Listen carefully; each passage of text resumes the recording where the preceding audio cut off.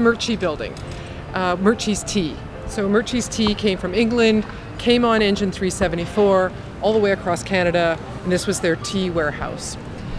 And it was the place it supplied the gold rush, it supplied British Columbia, it supplied all of Western Canada and the Western United States with good British tea. And this street is Hamilton Street, and they're all warehouses on it, and they're double-sided. So on the Homer Street side is the storefront, and on the Hamilton Street side, because this was all rail siding, this was all rail lines, was the loading and unloading warehouse side. Now it's not that. Now it's residence upstairs, mixed-use commercial, different commercial on the Hamilton side, different on the Homer side.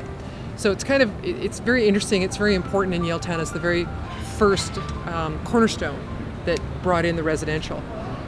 Prior to that, the Murchies rented out the warehouse during Prohibition, during the American Prohibition era in the 1920s, to Joseph P. Kennedy of the Kennedy clan, later who had sons who went on to be presidents.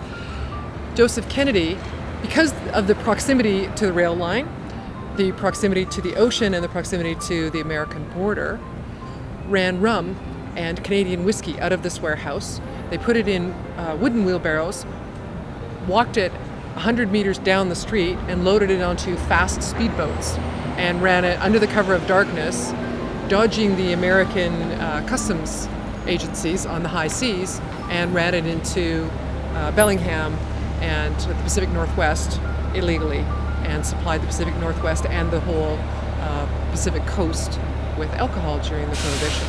Interesting.